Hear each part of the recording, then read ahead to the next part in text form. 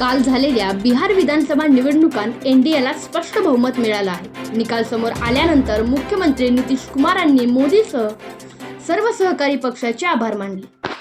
पंतप्रधान नरेंद्र मोदी यांनी बिहारचे मुख्यमंत्री नितीश कुमार आणि इतर नेत्यांचे अभिनंदन केले। पंतप्रधानांनी माय फॉर्म्युलाचा उल्लेख करत आता महिला आणि युवक अशी नवीन ओळख या फॉर्म्युल्याची झाल्याचं म्हटलं।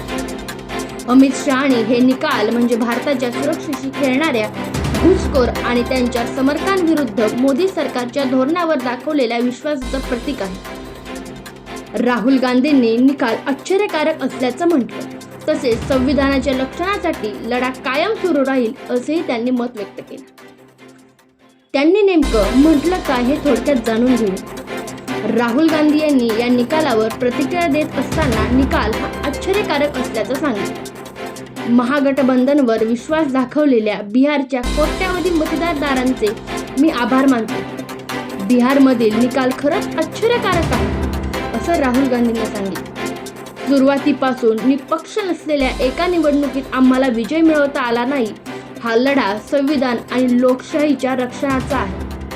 काँग्रेस पक्ष आणि इंडिया आघाडी या निकालाचं सखोल समीक्षण करेल आणि लोकशाही वाचवण्यासाठी प्रयत्न आणखी प्रभावीपणे करत राहू असंही राहुल गांधींनी म्हटलं। तुमची प्रतिक्रिया देखील आम्हाला तेवढीच महत्त्वाची आहे, तर ती नक्की कळवा।